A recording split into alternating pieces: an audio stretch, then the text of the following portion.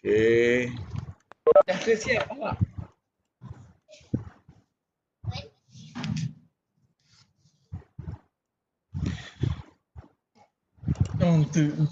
Okey, kita mulakan kelas kita. Assalamualaikum warahmatullahi wabarakatuh. Alhamdulillah, syukur nikmat dan izinnya kita dapat bersua lagi dalam kelas online SSG sebab Sinergi Guru, dan terima kasih kepada semua yang hadir pada petang ini. Alhamdulillah syukur. Pertama dan juga ucapkan selamat datang kepada Yang Mulia Dr. Haji Tengku Asmadi Tengku Muhammad, salah seorang motivator yang terkenal yang sekian lama bersama dengan anak kita di Malaysia ini, dan juga beliau juga merupakan seorang ahli perniagaan, dan produk-produknya banyak di pasaran lah, insya-Allah boleh jumpa nanti lepas ini.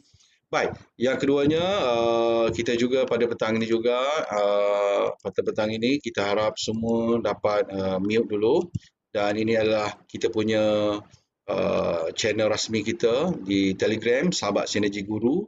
Rasa semua dah ada sana. Sediakan pen dan kertas kalau boleh tuan-tuan ya. Ilmu yang ada hari ini walaupun kita boleh dapat tempat lain, tetapi ini secara live dengan doktor. Jadi boleh catat sebab kita nak ikat ilmu kita tu tak ada cara lain lagi dengan kita menulis, mencatat ataupun merakam lah. Okey, kita mulakan petang ini dengan doa seperti biasa. Doa kita insya-Allah mulakan dengan Al-Fatihah.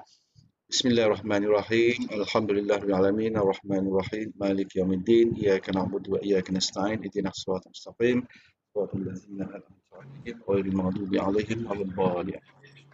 Bismillahirrahmanirrahim. Alhamdulillahirabbil alamin wassalatu wassalamu ala asyrafil mursalin wa ala alihi washabbihi ajma'in. Allahumma shalli ala Muhammad wa ala ali Muhammad. Ya Allah, ya Rahman, ya Rahim, Engkau ampunilah dosa-dosa kami, Engkau rahmatlah diri kami, keluarga kami dan negara kami. Engkau lindungilah hamba-hambamu yang kini ini dari segala musibah. Engkau jauhilah dari kami dari penyakit berbahaya dan wabak mengancam nyawa. Engkau hindarilah kami dari bala yang berat dan takdir yang buruk, ya Allah. Ya Allah, ya Rahman, ya Rahim, Engkau berilah kekuatan, kecekalan dan kesabaran kepada kami untuk menghadapi dugaanmu yang berat ini. Engkau tiupkanlah ketenangan dalam jiwa kami, ya Allah. Sesungguhnya setiap dugaan yang Engkau turunkan kepada kami, ya Allah, tiada ia melainkan untuk meningkatkan ketakwaan dan keimanan kami kepadamu, ya Allah. Ya Allah, ya Rahman, ya Syafi, Engkau berilah kesembuhan kepada saudara-saudara kami yang dijangkiti wabak coronavirus, walau di mana sahaja mereka berada, ya Allah. Sesungguhnya tiada penyakit yang tidak dapat Engkau sembuhkan, ya Allah. Tiada mara bahaya yang tidak dapat Engkau jauhinya dari kami, ya Allah. Kami bermohon padamu, ya Allah. Lindungilah kami, selamatkanlah kami, sejahteralah hidup kami. Rabbana atina fid dunya hasanah wa fil akhirati hasanah wa qina azabannar walhamdulillahi rabbil alamin. Amin amin alamin. Alhamdulillah, syukur nikmat. Pada petang ini juga kita akan bersama sekali lagi. Saya maklumkan bahawa kita tamu undangan kita, penceramah kita Yang Mulia Dr. Haji Tengku Asmadi bin Tengku Muhammad, yang merupakan seorang anak jati Terengganu yang menetap di Kuala Lumpur ini dan merupakan seorang motivator, pakar motivasi yang sentiasa mengisi ruang di kaca TV, insya-Allah sejak bertahun dari tahun berapa nanti tanya doktor sendiri nanti ya. Dan apa isu berlaku sekarang ni di musim PKP inilah, anak kita ni macam-macam sekarang ni. Ada anak-anak yang boleh belajar, anak-anak yang tak ada ruang belajar. Dan kita juga lihat hari ini juga ialah satu dikatakan transform di segi budaya belajar kita dah berubah dah kepada digital. Dan cikgu-cikgu pun sibuk dah ada bagi kerja anak-anak kita. Dan ada juga komplain juga mak ayah juga kenapa bagi kerja banyak pada kami. Itu sebilangan sajalah. Tapi kalau mak ayah ni terpaksa beli tab. Saya pun dah beli 2 tab hari ni tahun ni. Bulan ni beli 2 tab. Untuk anak yang kat tahfiz pun nak juga pakai tab. Yang ada jadual pun nak juga tab. Semua ada tab. Jadi belilah mereka untuk guna, untuk belajar. Jadi juga hari ni, bila bagi tab ini pula isu pula. Bila bagi tab ini pula lah dia belajar ke dia buat apa ni. Tengok macam kerja sekolah tak siap. Tapi macam duduk dengan tab 24 jam. Nak tidur dengan tab. Jadi macam mana kita nak kawal anak-anak kita dengan tablet, dengan telefon bagai semua ni. Semua dah pakai tab dah anak-anak kita ni. Dan juga rupanya Dr. Haji Tengku Asmadi bin Tengku Muhammad ni juga bukan orang baru dalam bidang parenting ini, walaupun kita nampak dia buat MAP, tapi MAP tentang motivasi pelajar tu, aliran pelajar tu, tapi dalam bidang parenting ni sinonim dengan Tengku Asmadi sendiri. Dan nanti Tengku Asmadi ceritakan sikitlah latar belakang dia dan juga keluarganya dan anak-anaknya yang telah berjaya dalam bidang pelajaran, dan ada yang juga yang membantu beliau dalam bisnes dia, macam-macam dah. Okey, jadi dengan lafaz bismillahirrahmanirrahim, saya dengan itu mempersilakan Tuan Guru Yang Mulia Dr. Haji Tengku Asmadi binti Tengku Muhammad untuk meneruskan majlis kita pada petang ini, insya-Allah. Saya tutup saya punya stok saya. Alhamdulillah. Okey, cuba doktor masuk pula. Okey.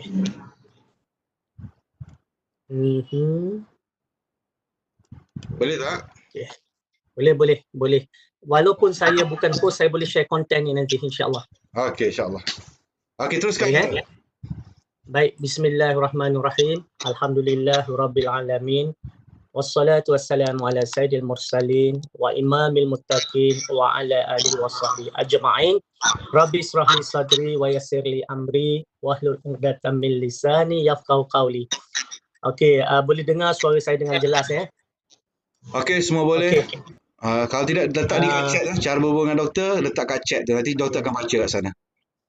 Minta maaf sebab saya pakai nama anak tu. Amnan tu nama anak lelaki saya yang bongsu. Allah. Jadi sebab hari tu masa saya sedang menguji Webex ni di telefon, di komputer, saya suruh dia pegang telefon saya untuk join saya dekat komputer. So tu dia type nama dia Amnan tu. Saya tak perasan nama Amnan tu. Okey. Jadi alhamdulillah hari ini saya telah diminta oleh Ustaz Wan Zu untuk berkongsi tentang sedikitlah tentang pengalaman, tentang motivasi, tentang perkara-perkara berkaitan dengan PKP, tentang belajar dan sebagainya. Jadi saya difahamkan saya ada lebih kurang dalam 1 jam masa kalau ikut yang asal yang diberikan. Kalau 1 jam maknanya kita akan bermula sekarang dan lebih kurang dalam pukul 4.30, 4.20 gitu kita akan habislah. Okey, insya-Allah. Teruskan. Insya-Allah. Baik. Bila kita bercakap tentang anak-anak, ya, saya alhamdulillah lah Tuhan berkurniakan anak dah 9 orang. Yang sulung telah pun berusia nak masuk 30 tahun dan yang paling kecil bongsu berusia 14 bulan. Dan apa yang berlaku, apabila saya ada 9 anak, daripada awal lagi kalau kita tengok dia anak ini membesar mengikut jangkaan kita sebagai ibu bapa, ya. Kita yang mencorak, memang benar, ya. Bila Allah kata kitalah yang mencorakkan kain putih itu, sama ada nak jadi Nasrani, nak jadi Majusi, ya. Itu adalah nak jadi Islam, maknanya atas kita. Baik. Kita lihat misalnya kita bangga contohnya tengok ada ibu bapa yang boleh menjadikan anak dia ada 5 orang anak, 5 semuanya bagus dari segi agama dan menjadi al-hafiz, menjadi al-hafizah, semua hafal Quran, hebat, ya. Jadi kalau saya pula saya mempunyai satu strategi yang berbeza. Saya mahukan anak-anak saya ni mereka cenderung mengikut bakat, mengikut kebolehan, mengikut kekuatan yang ada pada diri mereka. Jadi saya tengok bahawa ada di antara anak saya, dia orang yang nampak sangat cenderung kepada bahasa Inggeris. Maka kita jadikan dia orang yang boleh menguasai bahasa Inggeris dengan baik. Misalnya ada anak saya yang grad dalam degree dia dalam English for Professional Communication, dalam komunikasi bahasa Inggeris. Ada anak saya bagus dalam seni, ada anak saya bagus dalam Al-Quran. Mana yang saya nampak cenderung kepada Al-Quran, maka saya akan halakan dia, salurkan dia hingga dia menjadi menuju ke arah menjadi Al-Hafizah. Misalnya salah seorang daripada anak saya sekarang dah masuk tingkatan 4 di sekolah semesta Mawib dan alhamdulillah dah 26 juzuz, hafal 26 juzuz. Sikit lagi habis 30 juzuz. InsyaAllah dia nak habiskan sebelum SPM. Maknanya tahun depan dia nak fokus pada SPM. Ada anak saya misalnya yang mana saya tengok dia ni boleh pantas sebab tu dia cepat, genius. Maka ada di antaranya saya salurkan didik dia supaya dia ambil IGCSE dan kemudiannya dia boleh lompat, dia boleh lompat kelas, bukan lompat, dia masuk apa ni, bising saya pasti siapa yang bising, adakah saya atau orang lain? Dah lah orang lain, saya tengah mute. Okey. Jadi dia ambil IGCSE, dia masuk universiti pada usia 16 tahun, dah masuk universiti. InsyaAllah tahun ni akan tamat sebagai arkitek. Ada anak yang mana saya tengok dia genius, maka saya pastikan dia dapat lompat dalam kelas. Jadi pada usia dia 6 tahun 9 bulan, dia sekarang ni dah berada di darjah 2 dan dah ada darjah 2 dan dah masuk darjah 2 pun cikgu lantik dia jadi ketua kelas, lantik dia jadi ketua darjah. Sampai kepada tahap bila saya tanya kenapa yang lain umur 8 tahun 9 tahun, dia baru umur 6 tahun berapa bulan je, kenapa dia dilantik sebagai ketua kelas? Cikgu kata dalam ramai-ramai dia lah yang paling matang dan dia lah yang paling bertanggungjawab. Maka dia dapat jadi ketua kelas dan jadi ketua kepada budak-budak lain. Di sekolah private school, private school ni kita faham bahawa yang hantar anak-anak ke private school ni adalah orang yang memang ada duit, orang yang memang berpelajaran, kerja bagus-bagus sebab cost fee dia tu tinggi kan. Jadi kita bila anak tu boleh lead a group of people macam tu, maknanya memang alhamdulillah dia bagus. Dan ada di antara anak saya yang memang saya aim untuk dia masuk sekolah asrama penuh premier. Contohnya yang anak saya tingkatan 1, alhamdulillah tahun lepas dapat straight A yang bagus. Cikgu sampai masa dia nak UPSR masa itu, cikgu aim dia untuk semua markah dia 100%. Dan dia boleh masuk dan dia boleh dapat macam tu tanpa kelas tuition. Tak ada kelas tuition. Dia belajar di rumah saja. Dia belajar di rumah saja dan dia dapat masuk hari ini ke Kolej Tengku Kursiah. Dan begitulah. Dalam ramai-ramai 9 orang, ada seorang saja anak saya yang tidak begitu cenderung kepada akademik tapi dia sangat cenderung kepada sukan. Jadi saya tengok dia tak kalau saya nak push dia lebih-lebih pun tak guna. Maka saya balancekan dengan sukan sehingga kan dia main hoki sampai ke baru ni peringkat bertanding ke peringkat negeri Selangor dan sebagainya. Baik, jadi kita lihat bahawa anak-anak ni kita kena pupuk dia, didik dia dan halakan dia menjadi orang yang telah Allah kurniakan bakat dan kelebihan pada dia. Kesilapan ramai orang, kadang-kadang anak dia tidak berkebolehan, tidak berbakat ataupun bukan di situ tempatnya tapi kita paksa juga. Kita paksa juga. Anak tak minat nak hafal Quran, kita paksa juga dia hafal Quran. Dan akhirnya dia akan timbulkan banyak masalah. Saya berdepan dengan pelajar-pelajar bermula daripada tahun 1995 sampailah tahap sekarang masih jalankan program motivasi alian pelajar dan saya telah berjumpa dengan beribu-ribu kes. Yang mana ada setengah budak, ada pelajar ketika dia di sekolah agama, dia sengaja gagalkan macam mana dia tak nak luluskan bahasa Arab. Subjek lain bagus, bahasa Arab dia fail. Kan? Jadi mak pun pelik, kenapa anak dia ni fail bahasa Arab sedangkan yang lain dapat A. Jadi bawa jumpa saya, masuk motivasi, kemudian jumpa saya jumpa dia, counselingkan dia, buat personal coaching dan sebagainya. Maka dia cerita, dia kata bukan dia tak boleh nak dapat A bahasa Arab ni. Lepas tu kenapa? Sebab dia memang tak minat di sekolah agama. Mak dia paksa dia pergi sekolah agama, dia tak minat dia kata. Jadi dia fikirkan macam mana cara, sebab mak ayah dia bila dia terangkan pun mak ayah dia tetap ikut kepala mak ayah dia, kamu mesti pergi sekolah agama. Jadi dia datang idea, satu cara untuk dia tak nak sambung dari tingkatan 3 ke tingkatan 4, satu cara ialah waktu PT3 dia failkan, sengaja failkan bahasa Arabnya. Jadi bila bahasa Arab fail, jadi dia tak boleh nak sambung ke tingkatan 4 di sekolah agama. Maka dia terpaksa dikeluarkan sebab nak sambung memang tak boleh. Dia fail bahasa Arab. Jadi berjayalah cita-citanya untuk keluar daripada sekolah agama. Nampak? Kadang-kadang anak sanggup merisikokan subjek-subjek yang dia boleh hanya kerana kita paksa dia. Okey, kita paksa dia. Jadi di situ kita kena faham bahawa dalam kita dengan anak-anak, kita tidak boleh memaksa dia untuk menjadi orang yang dia tak minat, dia tak cenderung, tetapi kita akan lebih bagus apabila kita follow through, maknanya ikut apa yang dia minat, berikan dia semangat.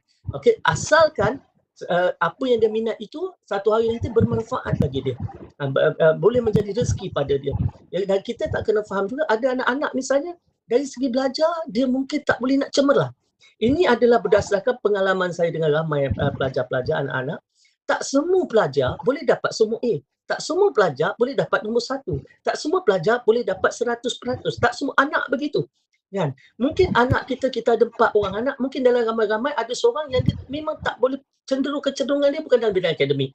Jadi untuk anak ini cukuplah kalau kita berikan dia sokongan, bantuan dan sebagainya untuk dia mendapat markah lulus yang baik, okey. Dan selepas itu mungkin dia ke sekolah-sekolah yang vocational, kemahiran. Mungkin selepas itu dia terlibat dengan perniagaan. Mungkin selepas itu mungkin dia masuk universiti pun, tapi taklah dengan straight A, flying colours, tak. Mungkin cukup-cukup makan untuk masuk universiti, tapi dia dapat buat bidang yang dia nak buat. Jadi yang paling penting sekali ialah kita sebagai ibu bapa ni tadi, kita perlu sokong bakat dia, kebolehan dia, dan juga bantu dia untuk capai matlamat hala tuju dia. Tetapi ada di antara anak yang memang boleh. Ini berbeza. Kita boleh tengok anak tu memang boleh. Contoh anak saya tahun lepas yang darjah 6 tu, saya tengok dia memang boleh. Kalau saya push, dia memang boleh 100%. Yang itu yang kita boleh push sebab dia memang boleh.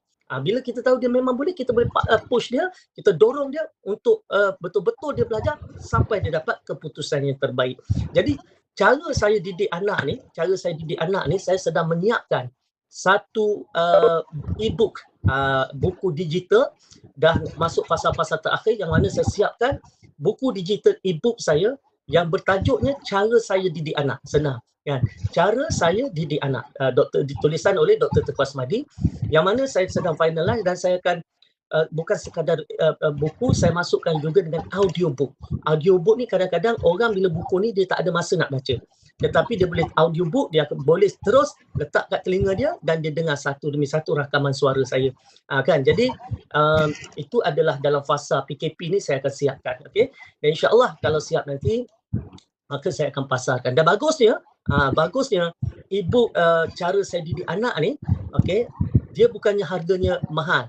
Harganya di antara 20 ke 30 ringgit saja nanti yang akan saya pasarkan. Dan bagusnya lagi, okey, ini buku lama. Ini buku lama ni. Terima kasih Ustaz. Ini buku lama menjawab 10 soalan lazim memotivasikan anak belajar. Okay, ini buku lama. Buku baru adalah buku yang lebih baik daripada buku yang ada ini. Ada penambahan dan ada dengan audiobook. Dan bagusnya nanti kepada ibu bapa, cikgu-cikgu, apabila cikgu ataupun ibu bapa beli saja buku e-book nanti daripada saya, maka secara tak langsung bila dah beli e-book tu, tuan-tuan dan puan-puan sendiri terus automatik jadi affiliate. Affiliate mana tadi, kalau tuan-tuan dan puan cerita saja pada orang lain tentang buku tu dan mereka juga beli buku tu, tuan-tuan dan puan-puan akan cipta pendapatan. Sebab saya lihat dalam tempoh PKP ini, apa yang berlaku, pertamanya sekali, ramai orang tidak ada pendapatan. Satu, terutama yang kais pagi makan pagi, kais petang makan petang. Yang kedua, ada orang yang dah dikenakan cuti tanpa gaji disebabkan majikan tak mampu nak bayar gaji mereka, jadi diberikan cuti tanpa gaji. Ada yang bisnes-bisnes kecil dan sederhana yang akan tutup bisnes, akan ada. Bermakna bukan saja orang hilang pekerjaan, bisnes pun out of business. Okay. Jadi oleh sebab itu, fasa selepas COVID nanti kita akan bermula dengan orang yang nak duit, nak cari duit tapi tak ada duit. Kan?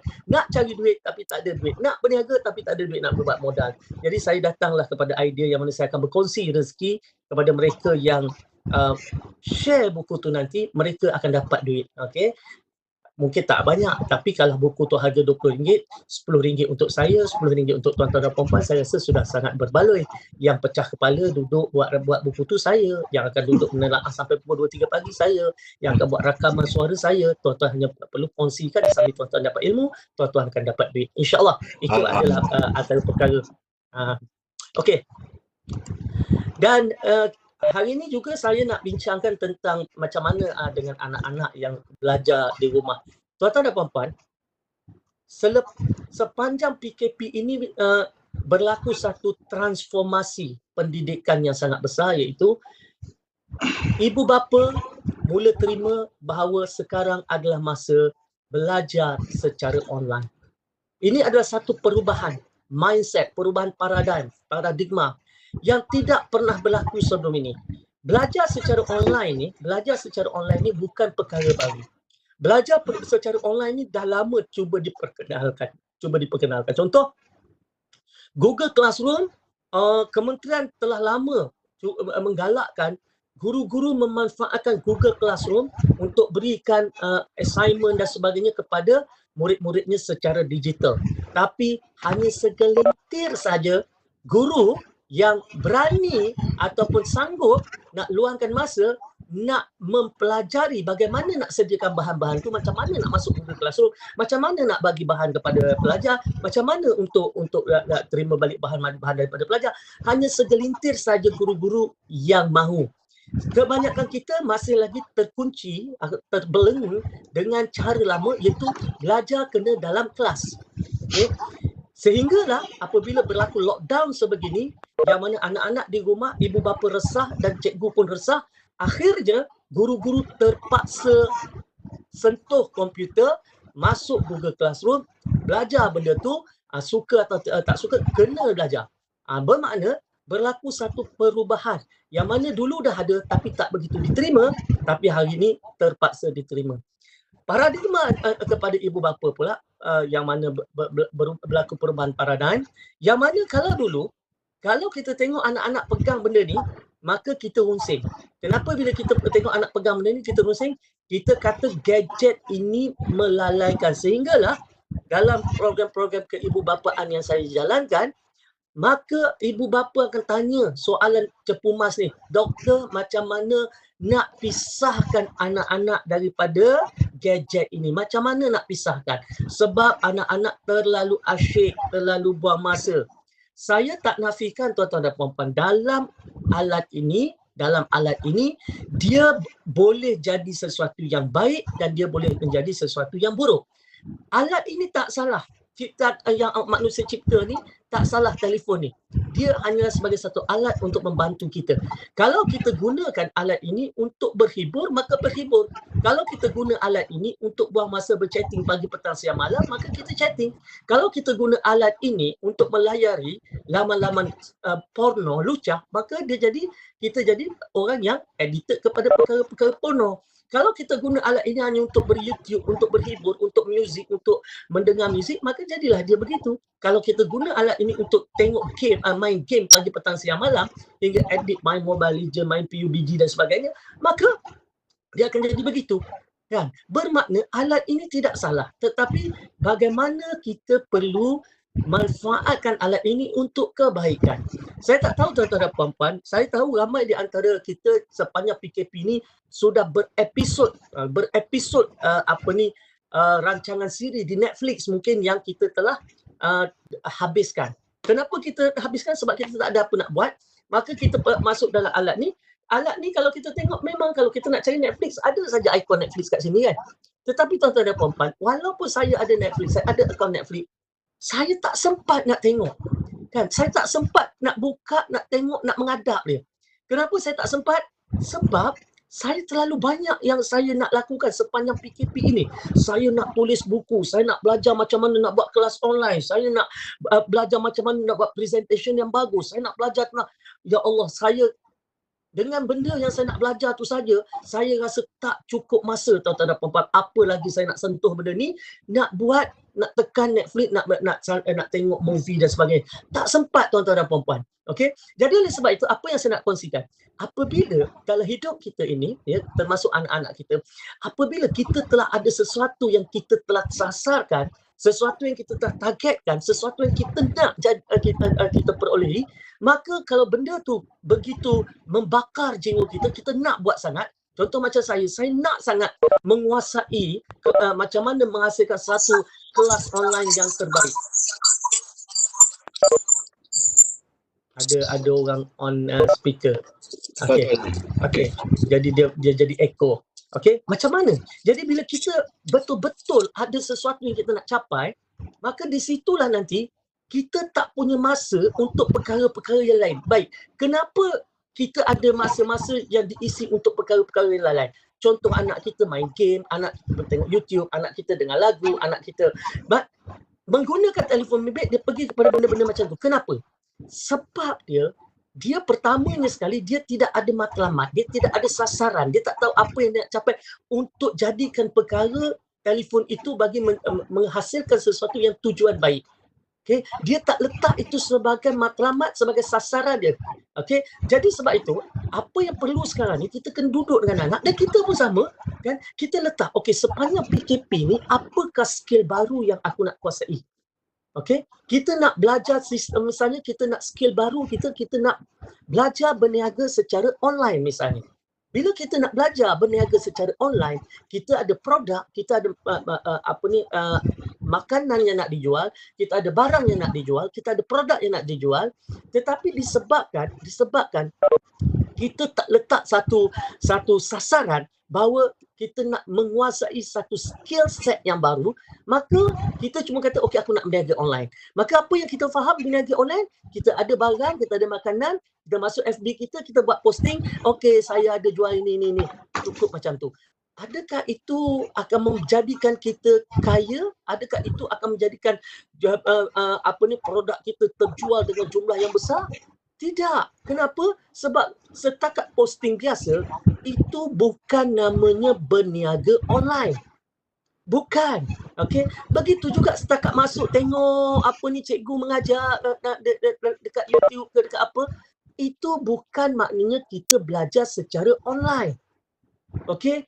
Jadi kita hanya menggunakan hanya mungkin 10% sahaja daripada 10% saja daripada potensi sebenar secara online yang boleh berikan pulangan kepada kita. Kalau kita sebagai seorang peniaga, kita hanya menggunakan 10% saja potensi online itu dan kita mengharapkan kita bisnes kita berkembang, maju, dahsyat, sedangkan kita tak pernah belajar macam mana nak letak gambar, macam mana nak mula menulis tentang barang yang kita sedang pasarkan, bagaimana kita nak post, kat mana kita nak post, macam mana kita nak jadikan sesuatu itu tiba-tiba menjadi viral sampai secara organiknya puluhan ribu orang akan klik, like, komen, baca, share misalnya. Kita tak belajar benda-benda macam tu. Apakah tools, alat-alat bantu yang boleh digunakan untuk bantu bisnes online kita? Kita tak pernah baca, kita tak pernah belajar benda tu. Macam mana nak menguasai tools ini, alat-alat ini? Di mana kita nak letak? Bagaimana kita nak buat advertisement secara online? Kalau nak buat FB Ads, apakah cara membuat FB Ads yang betul? Misalnya. Jadi, kita tak pernah belajar benda tu. Kita hanya cuba-cuba letak harap-harap benda tu viral. Tak mungkin jadi kaya kalau kita tak nak belajar. Jadi perkara pertama sekali yang kita kena faham ialah masa PKP ini kita kena tingkatkan skill set kita. Jadi macam contoh tadi, kalau kita nak mula berbisnes secara online, maka kita kena mula belajar cara berbisnes secara online dengan betul. Apa yang perlu kita letakkan, apa yang perlu kita ceritakan, apa kaedah-kaedah bisnes online yang ada, kan? Dia ada dengan sistem affiliate-nya, dia ada dengan dropship-nya, macam-macam. Jadi kita kena faham benda tu. Begitu juga dengan anak kita bila dia nak belajar online. Bukan setakat belajar online itu, maka kita cikgu bagi assignment dekat dalam Google Classroom, kita download assignment tu, lepas tu kita tengok cikgu kata okey kita waktu sekian-sekian ada Zoom meeting, Webex meeting, kelas online. Anak pun duduk menghadap benda tu, okey, dan akhirnya dia kata okey mak saya dah ikuti kelas online. Kalau anak kita duduk menghadap dia, masa tu dia kata dia dah ikuti kelas online, dia buat assignment, dia kata dah ikuti kelas online, itu baru dalam 20%, 30% saja daripada apa yang online yang boleh berikan kepada anak kita. Baru 20%, 10% saja. Okey. Saya ambil contoh misalnya yang saya ceritakan, anak saya tahun lepas, Tengku Sarah Aisyah. Dia tak, sungguh ni, dia tak pergi ke tuition. Baik, apa yang tu? Saya dah latih dia belajar secara online daripada dia darjah 5. Saya dah latih. Kebetulan masa tu saya diperkenalkan oleh seorang sahabat ni tentang aplikasi pembelajaran yang dipanggil sebagai Awesome. Okey, dan saya pun ambil, saya download. Masa tu saya tak serius lagi dengan Awesome ni. Saya cuma nak guna untuk anak-anak saya. Saya ambil, saya download. Okey. Kemudian saya tengok, saya sebagai pakar motivasi pendidikan, jadi saya tengok, Saya kata bagusnya. Baik. Apa sebab saya kata bagus? Ni kalau ada nanti yang nak pergi ni Ustaz, saya boleh okey. Kalau ada yang nak pergi nak download nanti supaya download menggunakan link saya. Kejap lagi saya cerita Awesome, dah saya cerita banyak lagi ni. Kita ada banyak masa ni pergi kepada bit.ly/awesome download. Ustaz Wan Su boleh tolong type tak? Saya nak type dengan phone ni al-maklum lah. Kalau pakai laptop senang. bit.ly HTTP tak payah HTTP pun tak apa, dia terus je bit.ly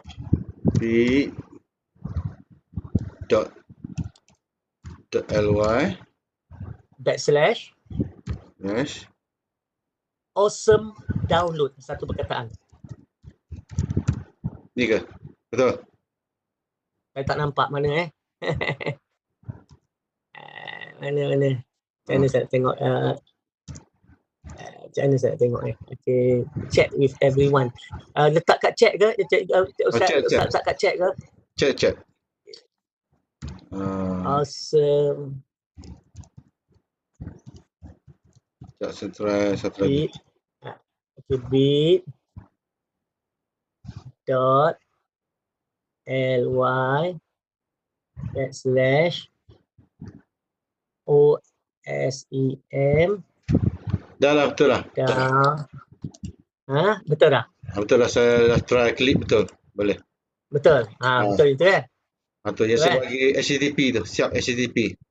Ya, bagus Ustaz. Thank you. Okay. Beres, settle. Cerita dia, ini saya betul-betul sharing tuan-tuan dan puan-puan. Kalau tuan-tuan dan puan-puan tak nak pakai pun tak apa. Saya share dan saya nak share rahsia bagaimana tahun lepas anak saya betul-betul jadi best student. Kan? Best student. Pertama, macam saya kata awal tadi, dia memang ada potensi. Kalau anak kita tak ada potensi, mungkin dia terbaik juga, tapi mungkin tak jadi best of the best. Okay? Sehingga kan masa hari saya nak daftar masuk ke Kolej Tengku Kursiah tu, bonda pengetua telefon saya, Puan Anismah, Hajah Anismah telefon saya. Itulah pertama kali saya bercakap dengan dia. Bermakna saya sendiri masuk anak TKC tak ada guna kabel, tak ada guna apa pun. Saya pun terkejut. Dia kata, Assalamualaikum doktor, saya Puan Hajah Anismah, pengetua sekolah Kolej Tengku Kursiah. Oh, saya kata, ya Puan Pengetua, saya pertama kali dapat bercakap, seronoknya dapat bercakap. Kenapa tu? InsyaAllah anak saya besok akan saya daftarkan, dapat tawaran, saya kata. Itulah saya nak beritahu doktor. Pertama, saya nak ucap terima kasih kepada doktor sebab minta Kolej Tengku Kursiah. Saya kata, Puan, saya yang patut berterima kasih sebab Puan pilih anak untuk masuk sana.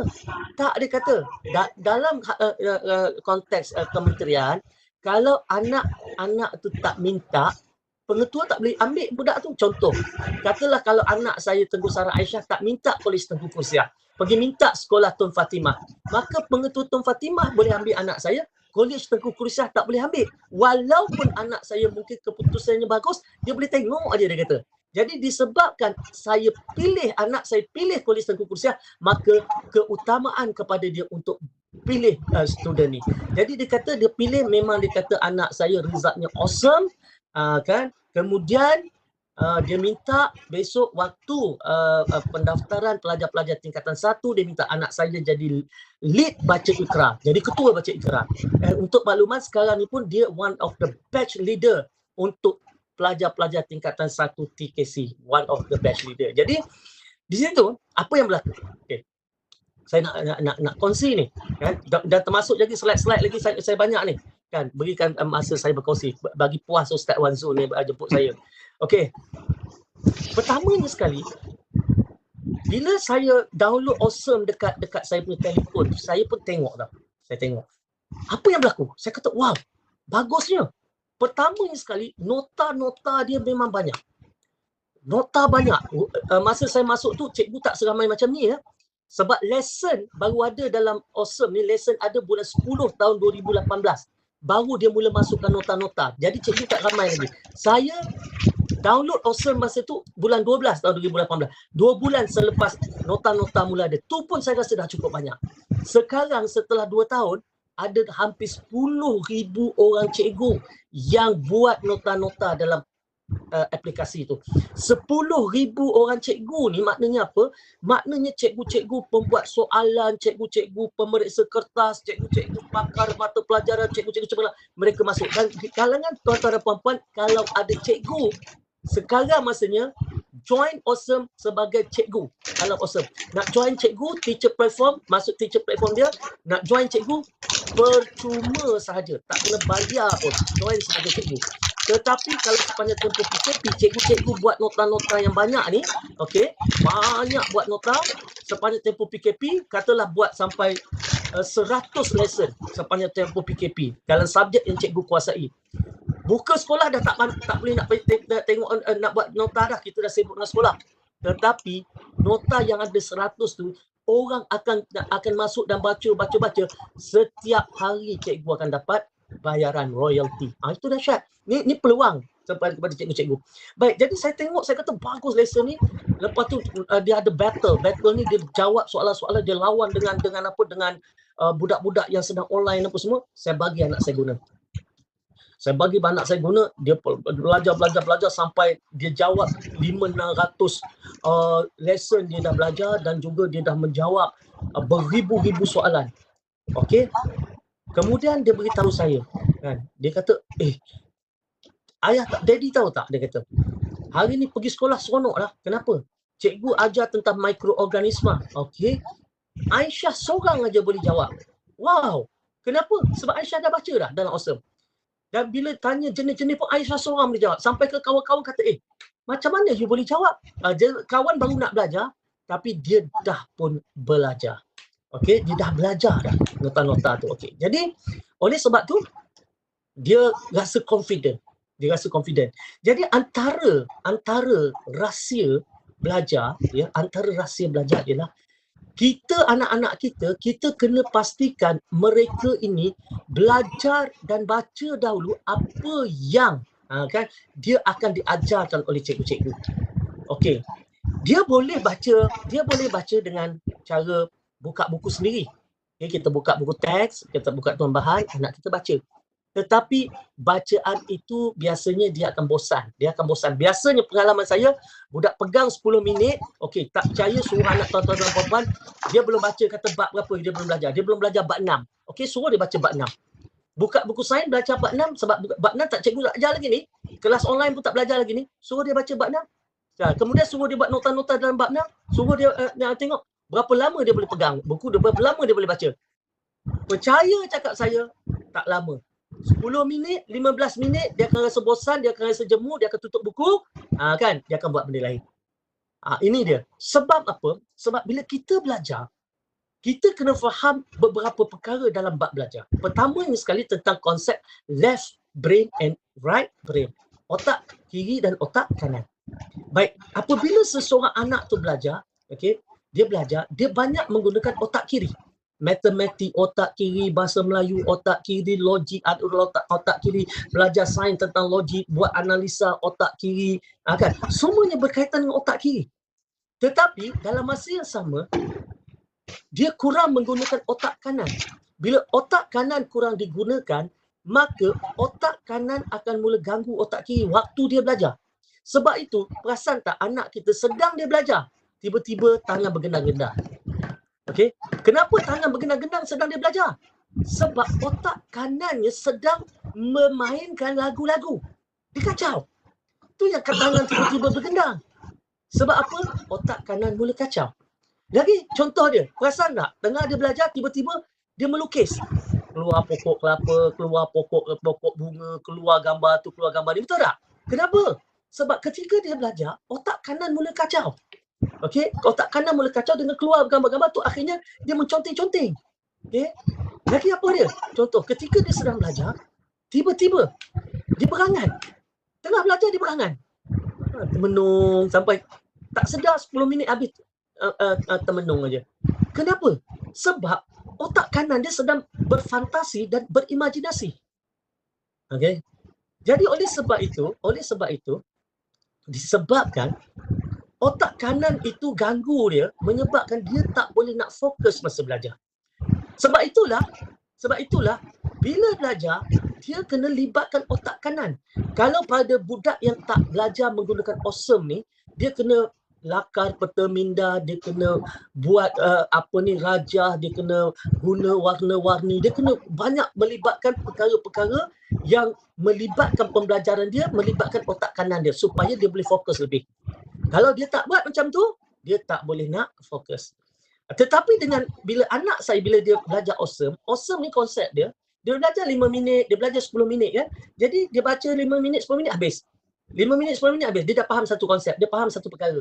Dan apa yang dilakukan itu melibatkan otak kiri dan otak kanan dan melibatkan visual dia, auditory dia, kadang-kadang ada audiobook dalam tu, dan juga melibatkan kinestetik dia kerana dia kena bergerakkan tangan dia dan sebagainya. Jadi inilah antara perkara, dan akhirnya pada bulan 4 tahun lepas saya tanya anak saya kata, Aisyah, sekarang dah tahun 4. Macam mana? Nak tak kelas tuition? Dia kata tak perlu ayah, tak perlu daddy, sebab dia confident dia boleh dapat. Sebab setakat hari ni dia faham semua apa yang cikgu ajar, dia mendahului cikgu dalam kelas dia, cikgu dah belajar, dia dah belajar, soalan-soalan dia boleh jawab, dan apabila kawan tanya dia boleh tolong. So dia rasa setakat ni dia tak perlukan, dan memang akhirnya dia tak perlukan kelas tuition. Dan dia gunakan juga, bila dalam kelas online, tadi saya sebut tentang aplikasi awesome untuk bantu dia dalam belajar dia. Sebab nota-nota banyak, battle boleh dia jawab soalan kawan-kawan. Perkara kedua yang kita patut galakkan, di sini hujan ni, saya harap cuaca walaupun hujan kat sini, saya nampak jelas saja, saya tak tahu orang yang penerimaan di sebelah sana bagaimana. Perkara kedua yang boleh kita gunakan sepanjang PKP ini ialah juga menggunakan Zoom meeting, Webex meeting, benda-benda macam ni, alat macam ni, ialah berbincang dengan kawan-kawan. Saya tengok ramai anak-anak kita sepanjang PKP ni, dia belajar dengan cikgu, satu perkara baguslah, dia belajar. Tetapi dia tidak ada perbincangan dengan kawan-kawan dia. At least 1 ataupun 2 orang kawan-kawan. Ini anak saya buat masa dia tahun lepas. Masa tahun lepas lagi, tak ada PKP pun, sebab dia tak ada tuition, maka dia belajar saja. Dia tak ada tuition, maka dia gunakan segala online system yang ada di rumah. Dia, bila dia nak buat kerja-kerja sekolah, dia akan FaceTime. Dia FaceTime dengan siapa? Dengan kawan dia. Dia FaceTime dengan kawan dia, kadang seorang, kadang 2 orang. Dia boleh FaceTime selama 2 jam, 3 jam, tiap-tiap malam, tuan-tuan dan puan-puan. Dia FaceTime, dia buka phone ni, dia dial kawan dia 1 atau 2 orang, at least pun berdua. Dia akan telefon kawan dia nampak muka dia nampak muka kawan dia, letak phone dekat depan, letak buku, sambil buat. Trasila, have you done the other question number 5? Contoh dia kata, kawan dia tu India.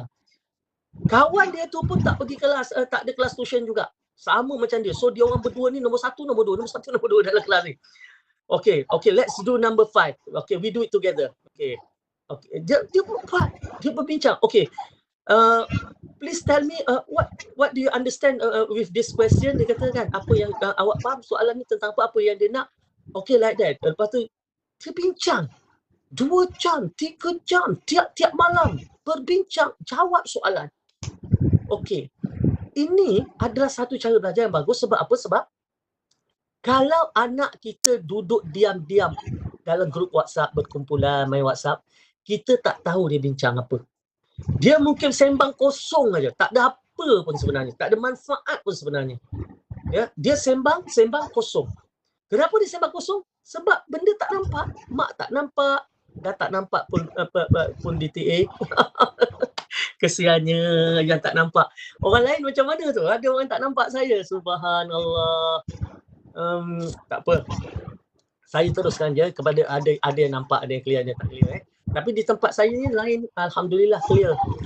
Jadi apabila kita buat kelas online tu tadi, bila buat kelas online macam tu, berdua, bertiga macam tu, bila nampak dia belajar tu dekat ruang tamu tepi tu. Jadi kita dengar tau suara dia berbincang dengan kawan dia, berbincang tentang pelajaran, dia berbincang tanya soalan kawan dia, tanya dia soalan apa semua. Kita dengar, kita sebagai bapa kita melintah lalu lalang kita dengar apa yang dia buat. Kalau dia berbincang dalam WhatsApp group, saudara senyap tu kan, dalam Instagram message apa semua, kita tak tahu dia bincang apa. Mungkin dia tak belajar pun. Jadi galakkan anak kita dalam tempoh PKP cari 1-2 orang kawan. Okey, cari 1-2 orang kawan yang nak belajar. Beritahu kawan anak kita tak perlu ada 5-6 orang. Kadang-kadang 5-6 orang kalau mereka ni tak nak belajar pun tak guna juga. Ada 1 orang pun jadi. Yang mana boleh dia ber-FaceTime, ber-WhatsApp video call ataupun ber-Zoom ataupun apa yang dia dengan kawan dia ni boleh duduk buka buku. Okey, jom kita buka buku sejarah, jom kita buat soalan tambahan yang ini. Okey, jom. Lepas tu kawan tu kata apa? Oh, aku tak ada buku tu. Jangan bimbang. Kita pun anak kita boleh tangkap gambar, scan, ambil dalam bentuk gambar tu ataupun dalam bentuk PDF. Okey, share dengan kawan sana. So, dia boleh share dokumen. Okay, dia boleh share, berkongsi dokumen antara kawan dengan jadi ini baru dia memanfaatkan kelas-kelas online pada tahap yang lebih daripada biasa. Okay. Baik. Dan kenapa saya suruh guna contohnya Awesome misalnya berbanding dengan anak kita pergi YouTube. Sebab dia begini, okey. Kalau anak kita nak belajar satu tentang apa dia nak belajar, dia nak belajar tentang persamaan linear contoh. Dia nak belajar tentang algoritma misalnya. Dia nak belajar tentang apa? Volume calculation, pengiraan volume misalnya. Okey. Apa yang berlaku? Anak kita boleh masuk ke YouTube. Dia boleh search, okey. Dia boleh search contoh linear equation, persamaan linear. Okey. Maka bila dia cari dalam YouTube akan keluar banyak YouTube tu berkaitan dengan bahan yang dicari. Masalah anak kita nanti, dia tak tahu sama ada yang dia nak tengok, nak follow ni, adakah itu mengikut sukatan silibus mata pelajaran yang ditetapkan oleh Kementerian Pendidikan ataupun tidak. Ini yang akan jadi isu kepada dia, sebab bila dia nak belajar, dia search sendiri, dia Google sendiri, dia cari sendiri dalam YouTube, maka kita kena faham. Contoh katalah topik apa tadi saya cakap, topik apa, mikroorganisma. Mikroorganisma untuk pelajar tahun 6, dia belajar sikit saja. Lepas tu dia sambung lagi masa tingkatan dalam 1, 2, 3 pun belajar lagi. Masa tingkatan 4 kalau dia belajar ambil biologi, tingkatan 4, tingkatan 5 ada lagi. Jadi bila dia search topik mikroorganisma, kita tak tahu sama ada dia belajar tu untuk sukatan tahun 6 ataupun dah sekolah menengah. Jadi dia akan lebih belajar. Memanglah bagus lebih belajar, tapi anak kita pun punya masa yang terhad untuk belajar satu-satu perkara. Jadi oleh sebab itu, bila kita nak belajar online, kita kena pastikan kita belajar mengikut bahan-bahan atau guru-guru ataupun software-software, aplikasi-aplikasi yang telah pun mengikut sukatan mata pelajaran. Misalnya kalau dalam Awesome, katalah sebagai contoh kan, dalam Awesome yang saya sebut vacation ni kan, cikgu-cikgu ni tadi ada sesetengah cikgu yang rajin, bila dia buat nota, dia sertakan YouTube dalam nota dia. Jadi YouTube yang cikgu tu ambil, cikgu tu dah kaji dah. Cikgu tu dah tahu dah bahawa YouTube itu sesuai untuk tahap pelajaran anak kita. Jadi anak kita dah tak payah susah-susah nak pergi cari. Dia dah ada dekat situ. Itu bagusnya. Jadi oleh sebab itu, bila anak kita dia nak belajar secara online, boleh Google, boleh search YouTube, tetapi dia kena berhati-hati sebab jangan sampai dia belajar terlalu ke depan, terlalu advance berbanding dengan sukatan pelajaran yang dia patut tahu. Itu satu benda yang saya nak beritahu lah kan. Jadi kena berhati-hati. Dan kalau kita sebagai cikgu, okay, bila kita buat Google Classroom ke buat apa semua, seorang cikgu yang bagus, selepas dia habis, dia bukan setakat bagi soalan-soalan. Ni saya tengok ramai cikgu tak buat ni. Kita sepatutnya dengan anak-anak murid kita sertakan juga link-link ataupun link untuk YouTube, link untuk website, link untuk subjek yang mana okey, untuk belajar tambahan, okey, untuk pembacaan tambahan. Sila klik link-link yang ada 7-8 link yang telah saya sertakan ini. Bermakna cikgu ni tadi dia dah pun tengok. Dia tengok YouTube tu, dia tengok link tu, dia tengok website tu, dia tengok okey ini semua ni adalah link-link yang sesuai untuk anak murid dia belajar. Jadi cikgu, kita jangan jadi cikgu yang malas, kita kena buat kerja lebih sedikit, iaitu kita kena usahakan bagi bahan-bahan bacaan tambahan kepada murid-murid kita selepas setiap kali lepas Google Classroom kita lakukan, selepas saja kita buat kelas-kelas online. Bagi link-link ni sebagai pembacaan tambahan, okey, kepada anak murid kita. Ini adalah satu amalan ataupun satu habit yang akan bantu pelajar-pelajar kita. Barulah kita sebagai murid tu tadi, dia akan memanfaatkan lebih daripada kelas online. Okey, lebih daripada kelas online. Sebab sekarang ni antara perkara yang berlaku ialah kita anak-anak kita, okey, anak-anak kita dia kena apa? Dia kena ada kemahiran untuk belajar sendiri. Bermakna tanpa guru. Guru hanya sebagai memandu saja. Tetapi inilah antara misi dan juga sebagai visi, okey, pembelajaran abad ke-21. Kalau kita tengok pembelajaran abad ke-21 ni, guru-guru lebih kepada menjadi fasilitator saja, kan, to facilitate the learning process. Okay, that is the function of teachers. Okay, not just spoon feeding. Kalau sebelum ni kita bagi maklumat, bagi ngajar, bagi faham, bagi apa, that is just spoon feeding. Okay, tetapi pembelajaran dalam abad ke-21, kita nak jadikan anak-anak kita ni berkemampuan untuk belajar sendiri. Boleh cari maklumat sendiri, tidak bergantung kepada gurunya. Dan maknanya tadi dia sendiri ada semangat, ada motivasi, ada kehendak, ada cara untuk dia belajar sendiri. So this is the time, the right time, masa yang sangat sesuai untuk kita latih anak-anak kita dan cikgu latih murid-murid cikgu untuk ada skill belajar sendiri. Okey, ini masanya. Jadi oleh sebab tu kita kena guide dia orang. Okey, kena guide dia orang, bagi link, bagi apa. Jadi dia orang akan cari sendiri. Dan ini adalah akan menjadikan anak-anak ni tadi dia boleh berdikari. Dan anak-anak yang boleh berdikari bila dia lepas masuk universiti, dia akan perform dekat universiti. Dia tak bimbang sebab dia dah biasa belajar sendiri. Saya teringat anak saya Tengku Sarah Aisyah ketika dia nak masuk TKC. Saya masih ingat sampai hari ni perkataan dia pada saya. Dia berkata apa? Dia kata, Daddy tahu tak? Aisyah nak masuk TKC ni, Aisyah insya-Allah langsung tak bimbang. Saya kata kat dia, kenapa? Malah dia kata kalau orang tak nak berkawan dengan Aisyah pun, Aisyah insya-Allah tak bimbang. Jangan macam tu, duduk asrama ni kena berkawan. Tak, Aisyah berkawan. Tapi kalau orang tak nak berkawan, dia tak kisah. And then saya kata kat dia, kenapa you kata macam tu? Sebab Alhamdulillah darjah 4, 5, 6 Aisyah belajar sendiri. Aisyah tahu macam mana nak belajar sendiri. So Aisyah boleh dapat markah yang bagus-bagus dengan belajar sendiri. Dan nanti mereka ni akan datang pada Aisyah, bertanya pada Aisyah, rapat pada Aisyah, berkawan dengan Aisyah. See, dia boleh tengok sesuatu tu yang saya tak terfikir, dia dah boleh cakap. Dan memang betul terbukti hari ni macam mana kawan-kawan dia tanya dia dan dia minta bantuan dia, minta pandangan dia. Sebab bila kita berjaya latih anak-anak kita untuk berdiri dan belajar sendiri, maka dia akan dapat skill yang sangat hebat. Okay. Bila dia duduk dekat rumah, saya ada slide-slide saya prepare, tak payah slide lah ya. Saya terang ni pun saya tengok tak perlu slide pun. Kalau saya perlu slide pun, apa yang saya nak cakap je saya letak dalam bentuk tulisan, kemudian saya terang. Tak perlulah benda tu, tuan-tuan dan puan catat je lah kan. Dan Ustaz Wan Su ada buat rakaman, nanti insya-Allah dia akan kongsikan nanti. Okey. Apabila belajar sendiri ni, cabaran dia apa untuk memahami kan, untuk menjawab soalan kan. Okey. Latih anak kita dengan satu skill yang paling asas, tetapi kebanyakan anak kita tak buat.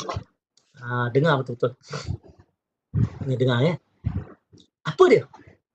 Iaitu skill apabila dia baca dia tak tahu, dia jawab soalan dia tak tahu, maka tolong minta anak kita catatkan apa yang dia tak tahu, apa yang dia tak faham, apa yang dia keliru.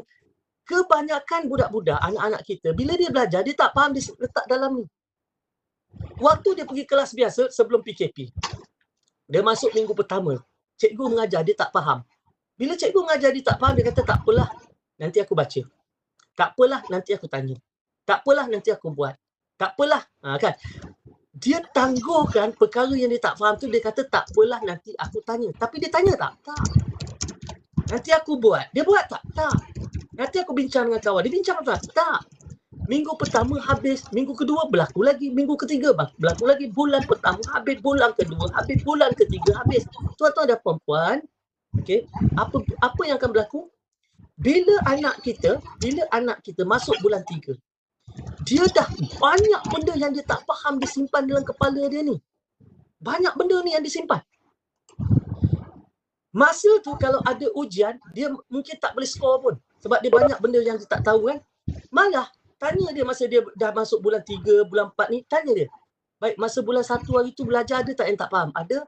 Ingat tak lagi apa yang tak faham? Tak ingat. Habis kalau tak ingat, adakah benda tu dah selesai? Tak selesai. Perkara yang dia tak faham, perkara yang dia tak tahu bulan 1, bulan 2, bulan 3 itu tak selesai. Benda yang dia duduk simpan dalam kepala tak selesai. Jadi, bila tak selesai, kita tanya dia, boleh tak selesaikan apa tak faham? Nak selesaikan macam mana? Benda yang dia tak faham tu dia tak catat.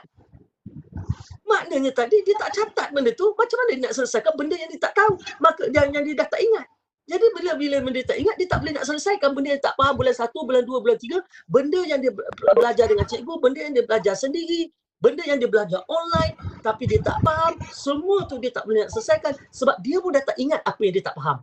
Dan adakah dengan bila dia tak ingat, maka benda tu telah pun selesai? Tak selesai. Ini masalah belajar.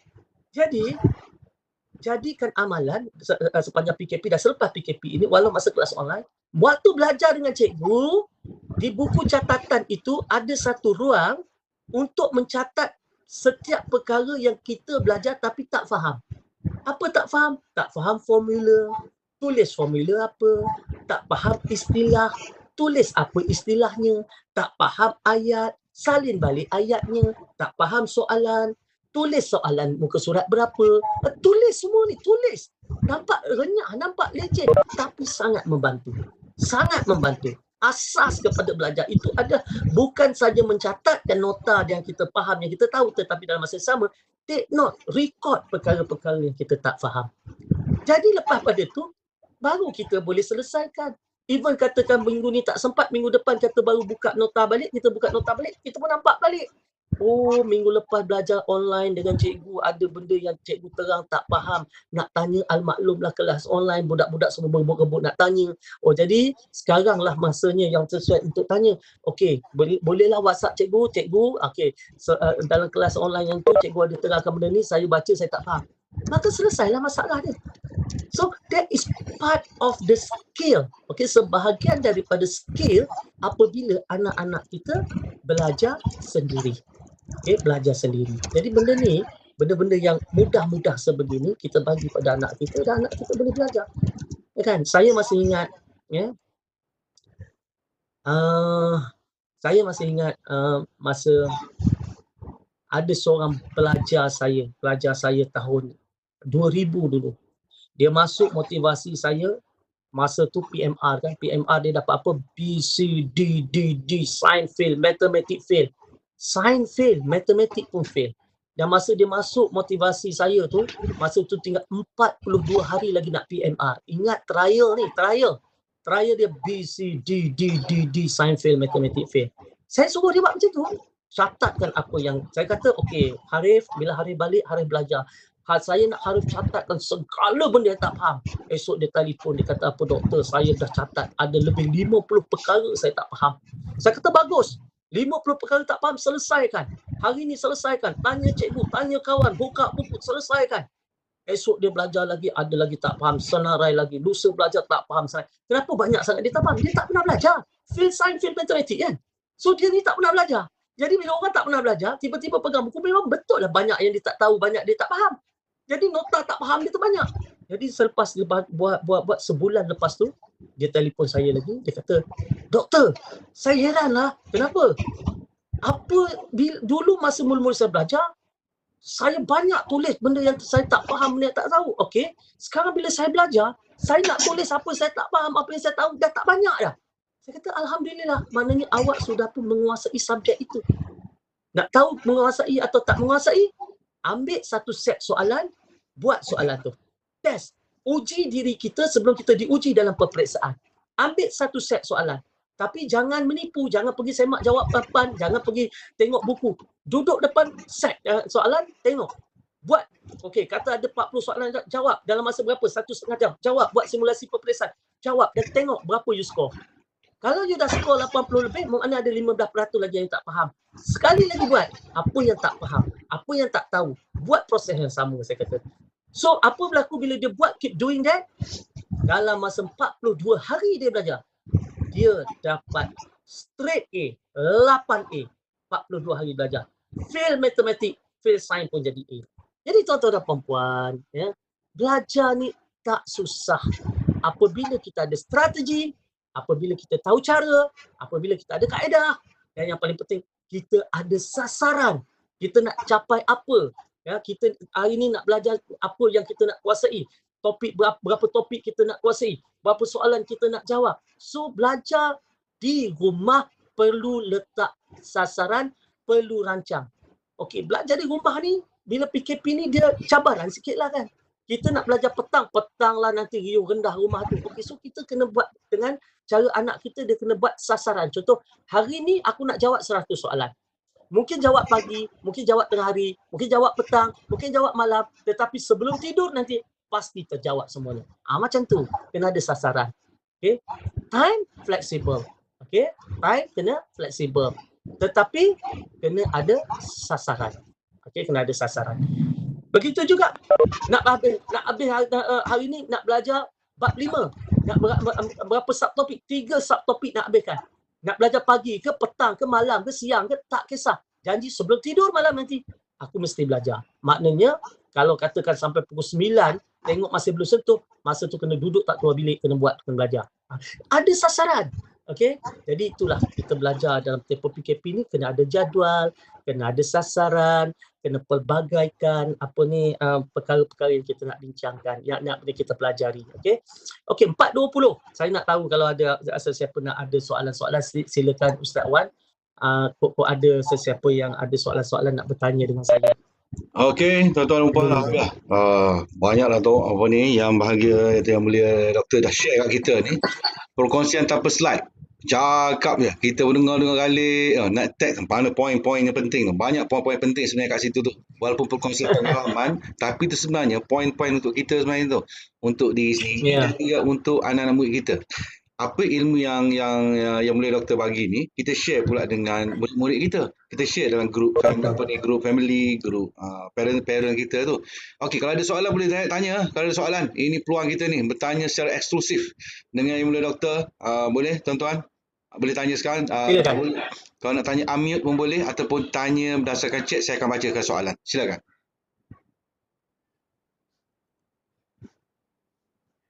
Okey, sambil dia tu, macam mana doktor setting anak-anak tu supaya bila disiplin dengan guna tab untuk belajar, bukan untuk main game. Macam mana setting budak mindset budak? Okey. Dia ada beberapa perkara Ustaz. Pertamanya sekali kita dah buat perancangan belajar tu, apa yang dia nak cover dalam okey, contohnya apa dia nak cover dalam minggu ini. Okey, kita ambil seminggu. Apa yang dia nak cover dalam minggu ini. Sains apa yang dia nak cover. Berapa bab dia nak cover. Okay, kita permulaan tu bermula hari Isnin sampai hari Jumaat. Okay. Sabtu dan Ahad. Okay, sebab semuanya hari cuti pun. Jadi Sabtu dan Ahad saya kata itu adalah hari yang dia boleh buat apa saja yang dia nak buat. Kecuali apa yang sepatutnya dia buat hari Isnin sampai Jumaat yang patut dia belajar, tiba-tiba dia tak belajar, maka Sabtu dan Ahad yang patut dia boleh layan Netflix, layan game, layan apa semua dah tak jadi. Maknanya tadi dia tak dapat Sabtu dan Ahad dia kerana dia tak selesaikan jadual dia. Dan ada di antara anak saya, dia kata dia nak buat jadual tu hari-hari. Maknanya tadi dia dah plan. Contoh katalah dia nak belajar sains dia dah plan dah. Sains ni dalam minggu ni dia nak habiskan satu bab. Okey, saya tengok bab tu memang tebal, maknanya okey wajarlah dalam seminggu nak dihabiskan contoh. Dia dah cakap dah hari ni berapa apa yang dia nak baca, apa yang dia nak buat, berapa soalan dia nak buat dan sebagainya.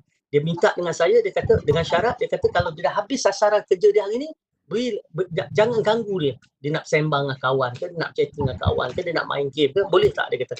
Saya kata boleh. So dia buat. So apa yang saya tengok, bila saya buat macam tu, anak ni awal pagi pun dia dah mula buat dah. Pagi dia habiskan apa yang nak habiskan. Sebab apa? Dia nak petang dan malam untuk diri dia. So saya tak ganggu. Maknanya tadi dia tunjuk kat saya, okey dia dah buat ni, dia dah jawab berapa soalan, awesome, dia dah jawab dah collect berapa point, ini dah buat. Okay, fine.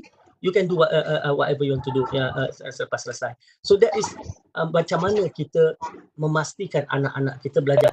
Kita tak boleh sekat, Ustaz. Kita tak boleh lah kata, tak boleh main game, tak boleh chatting, tak boleh sembang, tak boleh. Anak-anak kita tak boleh macam tu. Dia perlukan sosial dia dari zaman dia ni. Cuma kalau dia telah tunjukkan kepada kita, dia dah selesaikan apa yang dia rancang, the rest of the day, it's yours. Buatlah apa nak buat. Macam itulah. Okey. Satu lagi, Doktor setuju tak kalau katakan kecemerlangan anak kita ni, kita sendiri pun, kita orang dewasa ni, daripada pemakanan kita? Right. Pemakanan kita. Cuba Doktor boleh bagi soalan yang sangat baik, Ustaz. Kadang-kadang kita tak sedar kan. Baik. Ini kebetulan Ustaz tanya, jadi saya ceritalah. Sebenarnya bermula daripada tahun anak saya yang nombor 8, umur dia 6 tahun 9 bulan. Bermakna 7 tahun yang lepas saya telah anak saya sekolah Islam Adeni, Ustaz. Oh. Okay. Di sekolah Tadika Islam Adeni, daripada umur 4 tahun dia dah masuk Tadika Islam. Jadi mereka ni kena hafal Al-Quran Juzus Amma bermula daripada sekolah masa Tadika lagi. Jadi dah kena hafal. Dan saya dapati kadang-kadang ada di antara mereka ni yang susah nak fokus dan susah nak hafal. Jadi saya pun fikir mungkin ada kaitan dengan pemakanan. Jadi saya beli madu lebah, bagi dengan za'faran, bagi dengan delima, bagi dengan kurma, bagi dengan kismis. Bagilah dia makan. Tapi cabaran dia, Ustaz tahu apa masalah dia, cabaran dia? Bila kita beli makanan tu banyak, kita letak atas meja, dia dah tak boleh nak makan. Banyak sangat lah ayah dia kata. Dia kata, Daddy macam mana nak makan kan, banyak sangat lah. And then, ditakdirkan, saya jumpa dengan tuan guru saya yang dia dah ada kilang tau dekat Kuala Kangsar. Okay, Ustaz Ahmad Tajuddin nama dia. Okay? Dia ada kilang dekat sana. Saya kenal dia masa umur saya 20-an. Oh, lama. Ustaz ni. Lama. Jadi saya jumpa, saya kata dekat dia, Ustaz, saya masa itulah saya pergi ke kilang dia, Ustaz, saya ni anak saya nak hafal Quran, saya bagi makanan macam ni, dia komplain tak termakan. Jadi Ustaz, ada tak cara kalau kita boleh jadikan makanan dicampur, jadikan satu jus? Saya kata kan. Dia kata, Asmadi, dia panggil saya Madi, dia kata, sekarang ni dia tak macam dulu. Dia bukannya ambil bantu benda tu semua, dah jadi macam tu, dia kata.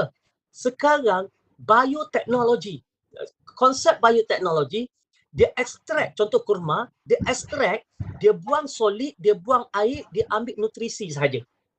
Jadi dia kata, apa berlaku? Kalau kurma kita makan 10 biji untuk dapat khasiat 10 biji, dengan kaedah ekstrak tu tadi, yang 10 biji kurma tu hanya jadi satu sudu pati sahaja. Bermakna 10 biji kurma, di ekstrak dia akan jadi satu sudu, dalam bentuk pati itu satu sudu je. Bermakna tak perlu nak telan satu biji kurma, cukup dengan telan satu sudu pati kurma yang telah diekstrak menggunakan teknologi biotek tu tadi. Masya Allah. Jadi saya kata, ini dah mudah, lagi bagus Ustaz. Saya nak bukan kurma je Ustaz, saya kata. Saya nak kurma, saya nak kismis, saya nak madu, saya nak masuk makanan yang saya nak tu. Dia kata boleh. Tetapi cabaran dia akan ada satu cabaran. Saya kata apa cabaran dia? Nak menghasilkan rasa yang sedap yang anak suka. 8 bulan saya cari makanan ni, rasa yang sedap. Saya anak ramai, nah rasa. Sampai semua anak saya kata apa, oh yang ni sedap Daddy, yang ni sedap. So saya tak ubah dah formula tu. Jadi itulah akhirnya pada tahun itu saya mula menghasilkan produk pemakanan jus Q30. Kalau ibu bapa tak nak beli jus Q30 saya pun tak apa. Makan kurma, makan kismis, makan madu, makan za'faran, makan delima, makan pegaga, makan badam. Ini semua makanan untuk otak ni Ustaz. Semua ada dalam tu Semua lah. makanan untuk otak. Semua makanan ni untuk otak. Tetapi tuan-tuan dan puan-puan akan berdepan sama masalah macam saya berdepan dengan anak-anak saya waktu mereka kecil dulu, iaitu mereka tak termakan. Di situ yang akhirnya datang idea saya buat jus Q30. Maka bila saya buat jus Q30 tu tadi, dia ekstrak dan sebagainya, anak saya yang 6 tahun 9 bulan masa tu umur dia 1 bulan dalam kandungan. Maka yang itu saya bagi makan. Okey. Dia ada beberapa keajaiban yang berlaku Ustaz. This is real story ya, lillahi ta'ala ni. Pertama, anak saya ketika lahir saja dia dah angkat kepala. Anak yang berapa? Tulang dia kuat. Anak yang ke-8. Okey. Oh, yang ni sebulan. Ya. Kemudian yang 6 tahun 9 bulan sekarang. Kemudian anak saya yang lain, dia ada masalah kulit Ustaz, eczema. Oh. Gatal-gatal. Okey, abang dan kakak dia kena eczema. Dia tak kena eczema. Dia tak kena eczema. Saya sampai isteri saya dah takut nak mengandung lagi. Dia kata, ya Allah, takutnya, dia kata takut kesian dekat anak. Dia kata, takut nak mengandung lagi. Takut sebab antara genetik ayah dengan isteri ni, takut mak dengan ayah ni lahir anak kena eczema. Sampai kepada dia trauma nak melahirkan anak. So, alhamdulillah ketika 1 bulan dalam kandungan makan, anak lahir kulitnya sangat cantik. Kemudian anak ini pada umur dia 6 bulan kami bawa pergi dekat Prince Court Hospital Prince Court jumpa pakar kanak-kanak. Ketika umur dia 6 bulan, doktor tanya, berapa bulan anak you? Ketika 6 bulan. Berapa bulan anak you? 6 bulan. Dia kata, perkembangan otak dia macam budak umur 10 bulan ni. Doktor pakar kanak kata. Perkembangan dia. Dan terbukti, masa umur dia 3 tahun, masa tu, saya hantar dia tadika depan rumah. Guru tadika kata apa? Budak 4 tahun, 5 tahun masuk kelas lain, tak boleh masuk kelas ni. Saya kata, cikgu dia baru 3 tahun. Dia duduk 2 hari je Ustaz. Lepas tu dia tak nak pergi. Saya tanya kenapa tak nak? Berkawan dengan budak-budak. Padahal budak sebaya dia Ustaz. Terus dia tak pergi. Umur 3 tahun, 4 tahun dia tak pergi tadika sebab dia tak nak. Akhirnya umur dia 5 tahun, saya masukkan dia ke tadika Islam Adni. Masuk 5 tahun tadika Islam Adni, masa tu masuk tahun tu dia skor dapat nombor 1. Tahun tu juga cikgu dia kata, dia boleh lompat kelas ni nanti. So, bila tahun ini, patut dia masuk tahun 1, cikgu dia lompat terus kelas dia ke darjah 2 dan dia bukan setakat lompat, jadi ketua darjah sebab dia paling matang dan dia paling bertanggungjawab. Cara fikir dia beza. Sebab dia ke depan berbeza. Anak Jus Q Ustaz. Dan adik dia sekarang ni yang umur 14 bulan, juga mak dia ambil Jus Q sejak dalam kandungan, tengok cara budak tu pun sama macam abang Jus Q dia juga. Jejak langkah abang dia lah. Jejak langkah sama. Sebab daripada dalam kandungan lagi, makanan tu diberikan, so dia makan dalam kandungan tu dia dah makan benda-benda ni. Benda elok-elok dah. Ya, betul. Subhanallah. Betul. Jadi itu sebabnya saya ni kalau ibu bapa nak lah kan, memang boleh berhubung dengan saya lah. Kan boleh lah kalau ibu bapa nak. Ni masih dijual lagi lah. Masih. Subhanallah. Masih ada. Kalau nak ibu bapa boleh berhubung dengan saya lah, ambil nombor telefon saya. Saya tulis sini, saya tulis. Okey, saya bagi nombor telefon yang bisnes lah, 013 433 4622. Okey, saya dah letak lah. Okey. 013 433 4622. Dan saya sarankan Ustaz, dia sebab satu kotak harga dia 90. Kalau beli 5 kotak, jatuh harga RM65 sekotak. Kalau beli satu karton tu ada 30 kotak, dia jatuh RM55 saja satu kotak. Jadi saya sarankan pakat-pakatlah beli dalam dengan banyak, jadi dapat harga yang murah. Beli dalam grouping berjemaah. Beli dalam bentuk grouping lah. Seorang Okey. seorang beli kan. Mhm. Share-share seorang beli dapat harga murah. Untunglah sikit bukan apa dia jimat. Jimat musim PKP kan Ustaz kan. PKP. Ah. PKP ni penghapusan barang-barang tu jalan macam biasa ke? Macam biasa post apa dia panggil Selaju. Skynet ke apa. Skynet ke Post GT? lagi kita pakai Skynet. Tiap-tiap hari datang pejabat saya collect barang tu. Okey, alhamdulillah. Hmm. Ada juga tu pembekal-bekal yang dia Cuma agent-agent. cuma gini je Ustaz. Hmm. Kalau stok yang ada ni habis, saya tak tahu bila lagi ada stok sebab kilang tutup. Oh, tak boleh buat kerja sekarang kan?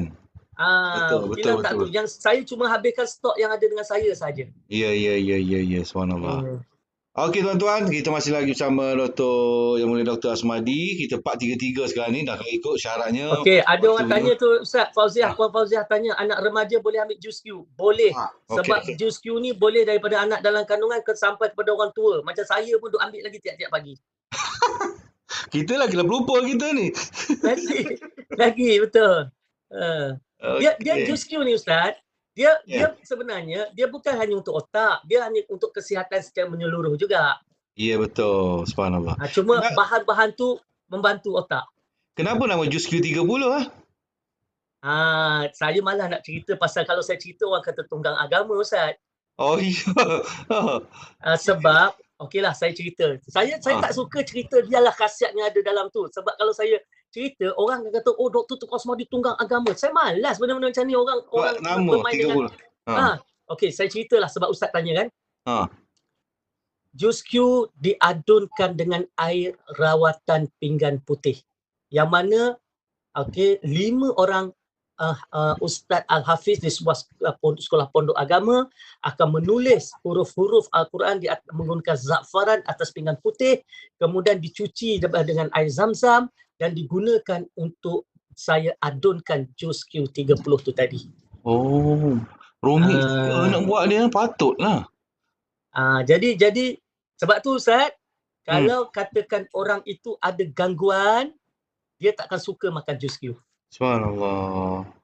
Ada orang yang kena gangguan dia kata jus Q tu hanyir. Mana ada hanyir? Kurma mana ada hanyir? Kismis mana ada hanyir? Kan? Tetapi bila kita cek dia ada gangguan saka Ustaz. Subhanallah. Oh, budak jadi bila kita rawat budak ke yang saka tu? Budak lah. Ni mak. Mak budak. Jadi kita buat rawatan Islam atas dia, rawat dia, bantu dia, selepas selesai bagi balik jus Q, dia kata tak hanyir pula. Oh, tu masalah dalaman dia lah, masalah mistik. Masalah dalaman. Masalah mistik dia. Ya, mistik. Okay. Tapi alhamdulillah. Kalau ada gangguan-gangguan sikit-sikit tu, jus Q ni akan bantu sekali lah insya-Allah. InsyaAllah. Maknanya dari segi intellectual, dari segi emotional, dari segi spiritual sekali dan spiritual sekali. Maknanya cuma itulah. Yes, tapi cuma memang kalau Ustaz tak tanya saya tak sebut. Biar sahaja khasiat itu berada dalam tu, pengguna akan dapat manfaat. Kalau saya sebut, dia jadikan seolah-olah benda tu sebagai satu point untuk saya marketkan marketkan produk saya tu, orang akan kata Dr. Tengku Asmadi tunggang agama. Okey, subhanallah. Okey, tak apalah. Jadi saya tak cerita. Bagi untuk pengguna dapat manfaatnya sebaiknya, semaksimalnya lah. Yes, betul. Okey, kita masih lagi part 36. Ada soalan tak nak tanya ni? Saya nak tanya. Saya ada banyak soalan nak tanya. Kalau perempuan ada soalan, saya nak bagi ruang pada perempuan dan juga cikgu, ustazah nak bertanya, silakan. Saya buka dalam masa 1-2 minit ni, silakan. Kalau tidak, saya akan tanya. Ada satu soalan lagi saya nak tanya. Okey, silakan teruskan. Ada nak tanya lagi? Apakah amalan saja untuk anak yang doktor amalkan? Allah. Okey. Saya ajar anak saya amalan yang simple sahaja. Amalan yang selalu saya minta anak saya setiap kali hari-hari saya kata kalau tak sempat yang lain tak apa. Baik nak keluar daripada rumah, bacalah bismillah tawakkaltu 'ala Allah la haula wala quwata illa billahil aliyil azim. Saya ajar anak saya, dia sebenarnya ni saya kongsikan dia sebenarnya tidak ada kekuatan pada ayat dan tidak ada kekuatan pada doa. Tidak ada, sebab kekuatan itu pada Allah. Kadang-kadang kita baca sesuatu tidak menjadi pendinding kepada kita, tidak menjadi sesuatu kepada kita sebab kita tidak menyerah kepada Allah. Perkataan zikir yang paling mudah yang saya selalu ajar anak saya kata la haula wa la quwata illa billahil alil azim. Tidak ada daya upaya, tidak ada kekuatan kita ni, kan? Betul. Selain daripada kekuatan Allah. Subhanallah. Jadi ketika saya kata nak baca ni, ni dia cara dia ketika nak baca. Pertama saya kata kita kena tingkatkan nilai ihsan kita. Saya ihsan ni macam mana? Kan Nabi kata apabila datang malaikat Jibril datang dengan pakaian serba putih datang bertanya kepada Nabi tentang apa itu iman, apa itu Islam, apa itu ihsan, maka Nabi kata apa? Orang yang bertanya itu kan lebih tahu kan. Jadi akhirnya Nabi pun ceritalah bahawa apa yang menjadi ihsan tu apa bila tanya ihsan? Ihsan itu adalah engkau beribadat seolah-olah engkau nampak Allah. Tapi kalau engkau tak nampak Allah, maka percayalah bahawa Allah nampak engkau. Baik. Jadi di situ saya ajar anak-anak saya, kita nak belajar. Apa upaya kita nak faham? Apa kekuatan kita nak ingat? Apa kemampuan kita nak dapat A? Kita ni tak ada apa-apa, saya kata. Semuanya daripada izin Allah semata-mata. Kan ada satu ayat kursi apa Ustaz kan, hadis kursi yang mengatakan apabila kata wali Allah itu bila bercakap dia cakap aku, perbuatan dia tangan aku tu kan. Itu adalah menunjukkan bahawa dalam hadis kursi itu menunjukkan bahawa apabila kita sampai ke satu tahap keyakinan, kepercayaan, tauhid yang mantap dan kita percaya segala apa yang kita nak buat itu sebenarnya kita tidak ada daya upaya, semuanya Allah berlaku. Saya nak cakap depan sahabat-sahabat yang mendengar tadi sebelum kita bermula. Saya cakap terus terang kepada tuan-tuan dan puan-puan, saya nak bercakap tadi memanglah kita dah prepare apa yang kita nak cakap. Tetapi sepanjang 1 jam saya nak bersama dengan tuan-tuan dan puan-puan, saya tak tahu apa yang terbaik untuk saya berikan kepada tuan-tuan dan puan-puan. Maka dengan ilmu yang Allah berikan kepada saya tadi, saya duduk, saya minta dengan Allah. Saya minta supaya la bismillah tawakkaltu ala Allah la haula wala quwata illa billahil aliyil azim. Minta dengan Allah, minta supaya Allah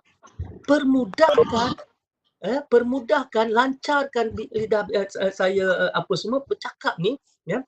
Permudahkan idea-idea yang nak datang ni, nak diberikan ni, semuanya biarlah daripada Allah. Melalui saya, tapi biarlah itu datang daripada Allah.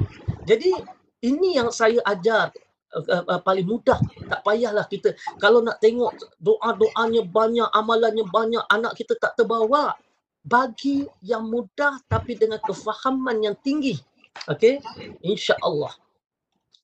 Okey, insya-Allah. Rasanya boleh. Okey, ada yang tanya apa amalan saya dengan isteri agak anak-anak awesome. Amalan dia mudah. Pertamanya sekali, dengan anak-anak, okey, kita perlu tunjukkan kasih sayang. Kita perlu berikan mereka tunjuk kasih sayang dan berikan kasih sayang.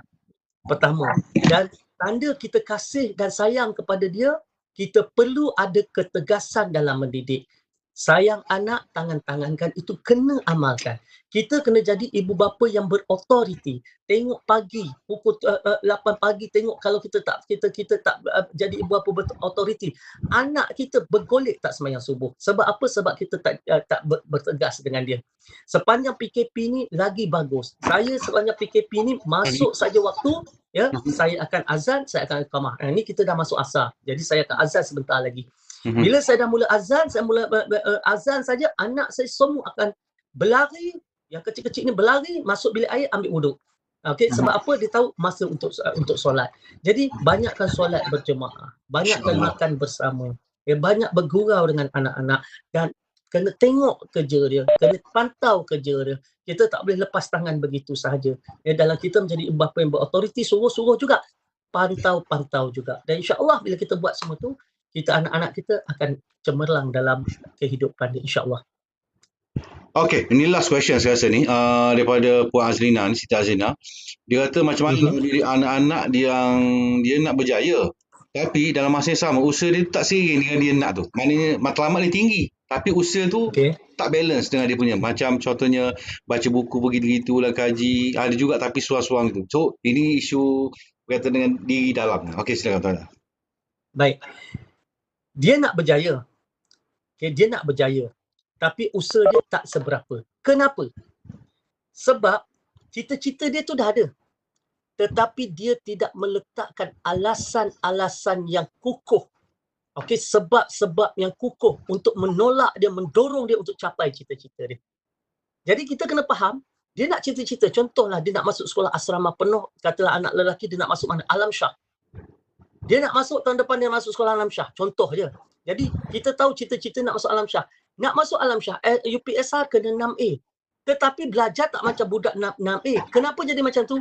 Sebab dia ada cita-cita tetapi sebab-sebab alasan-alasan yang diberikan kepada diri dia tidak cukup kuat untuk dorong dia sampai di situ.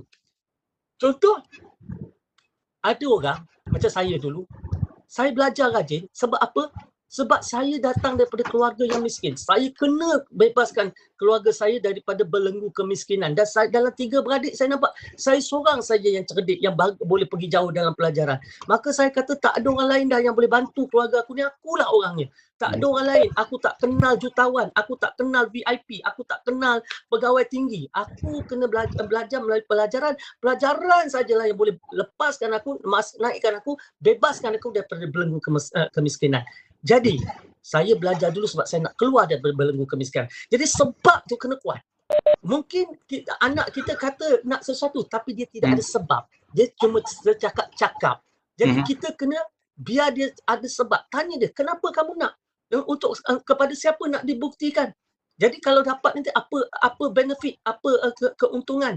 Dan kalau tak dapat pula apa kerugian. Jadi kita kena provoke dia. Kena provoke dia, tanya dia, kan? Kenapa? Jadi kalau nak betul-betul nak, kenapa nak? Kan? Sebab apa nak masuk sekolah asrama itu? Sebab apa nak dapat semua A? Sebab apa nak jadi pelajar cemerlang? Apa bagusnya jadi pelajar cemerlang? Cuba senaraikan, cuba beritahu apa bagusnya jadi pelajar cemerlang. Dan bila dia dah beritahu, baik, apa kesanggupan yang dia nak letak, apa yang dia sanggup buat untuk pastikan dia boleh jadi pelajar cemerlang. Apakah tindakan-tindakan yang dia kena ambil, wajib ambil dan paksa lakukan kalau dia nak jadi pelajar cemerlang. Dia kita kena tekan dia sampai ke sebegitu rupa. Barulah dia akan keluar satu. Kan? Jadi senanglah kita. Jadi buat macam tu, insya-Allah. Okey, alhamdulillah. Wow. Cukup jelas, terang, lagi bersuluh lah apa yang dibantu oleh yang dikongsikan oleh Yang Mulia Doktor. Okey, ada lagi tak? Okey, mana-mana yang ada soalan boleh terus nantilah. Saya rasa waktu dulu dah 4.45, kita dah ambil masa. Doktor ni dah lama lagi. Tanpa sedar, tanpa slide tuan-tuan, tanpa slide. Kalau ada slide tak tahulah apa nak ambil slide. Biasanya doktor ni kalau buka 2 slide, itu dah setengah jam, 40 minit 2 slide. Tak ada slide laginya. Okey, untuk itu saya mewakili SSG mengucapkan jutaan terima kasih kepada Yang Mulia Doktor yang merupakan punya Tuan Presiden jugalah. Presiden Kadim kami itu. Jadi moga-moga apa-apa perkongsian pada Yang Mulia Doktor hari ini dapat dimanfaatkan oleh kita. Apa yang penting ialah apply sebab kita punya format di SSG ni ialah setiap ilmu yang dikongsi itu yang boleh di-apply, bukan sekadar yang untuk tahu saja, tapi untuk apply. Kalau tak apply, kita dapat nikmat lah. Ilmu ni tak ada nikmat lah. Sebab apa? Tak ada apply. Kalau kita dah apply, insyaAllah. Macam kata zikir tadi ke apa-apa saja tadi, kalau kita buat, kita dapat lah. Kalau tak buat, tak dapat. Okey, untuk last word daripada doktor, yang last sekali untuk kami semua dan juga para penonton yang insyaAllah menonton YouTube ini, menonton rakaman ni, apa yang dari segi nasihat terakhir Yang Mulia Doktor untuk ini? Saya begini, saya minta supaya perhubungan ini berpanjangan, supaya siapa yang follow saya, tengok, dengar saya, kalau mungkin nakkan tip-tip lagi secara berpanjangan Ustaz ya. Boleh dalam Telegram, channel Telegram saya, okey, cari Power Parenting. Buku kan? Cari Power. Akan bukan ada buku dengan galeri. Macam mana Ustaz? Bukan ada buku Power Parenting dengan galeri siap saya. Buku tu pun boleh cari, tapi bila dah join channel Telegram tu, senanglah saya terus memberikan info-info kepada ibu bapa kita. Okey. Kalau tengok ni, tengok dia punya logo ni. Nampak logo? Logo dia ni, nampak Okey, Power Parenting. Nampak kan? Jadi dia Power punya Parenting link dia, tu logo dia macam tu. t.me/Power Parenting saja kan? Cukup? Yes, Power Parenting. Okay, dia punya grup grup Power Parenting DTA, Dr. Tengku Asmadi, DTA. Oh, ada Power DTA Parenting belakang. DTA. Saya kena Power Parenting DTA. Dia punya bila grup dia, ikon dia gambar saya pakai kod hitam putih ni. Dah join Power Parenting DTA. Betul Puan Hailiza. Okey. So jadi sila join Power Parenting DTA sebab dalam tu saya selalu update aktiviti saya selalu bagi tip. Bila masuk channel tu boleh scroll tip yang bertahun-tahun, banyak tip parenting dalam tu Ustaz. Subhanallah, boleh Dan ambil, nanti boleh amalkan. bila e-book saya keluar, audio book saya keluar, saya akan bawakan dalam tu dan tuan-tuan dan puan-puan boleh beli dan juga boleh jadi affiliate saya nanti. Bagus, subhanallah. Bila nak release tu agak-agaknya? Saya jangka hujung bulan ni Ustaz. Allah, hujung bulan. Hari ni 22 dah bang. Ya, dekat. Dalam seminggu lagi insya-Allah saya tengah Ada- pula menyiapkannya. Dalam awal puasa ni lah, insya-Allah lah. Ya, insya-Allah. Insya-Allah. Sebab sekolah pun lambat lagi tu buka tu. Betul. Buat pelan-pelan Ustaz supaya banyak benda yang saya nak masukkan dapat dimasukkan. Okey, insya-Allah. Okey, terima kasih lagi Yang Mulia Dr. Tengku Asmadi bin Tengku Ahmad atas Allah perkongsian pada hari ini, subhanallah. Dan nak bawa Tengku ni, kalau nak bawa nak pergi sekolah, dia bukanlah tu bukan mudah lah, dengan jadual ketatnya, dengan program-programnya banyak, subhanallah. Dan kita boleh bawa hari ini, sangat syukur sekali. Hanya Allah saja membalas jasa Yang Mulia Doktor kerana sudi bersama kami. Dan insya-Allah kita jumpa lagi pada sesi akan datang. Boleh Doktor? Kita akan jumpa. Boleh insya-Allah. InsyaAllah. Dan insyaAllah dan minta nanti Ustaz kongsikan rakaman tu juga dengan saya ya. Ya, saya akan letak kat YouTube nanti insyaAllah. Petang ni juga saya akan letak kat YouTube. Baik. Lepas tu saya akan share. Terima kasih. Siapa nak download boleh lah. Okey, terima kasih lagi sekali Yang Mulia Doktor.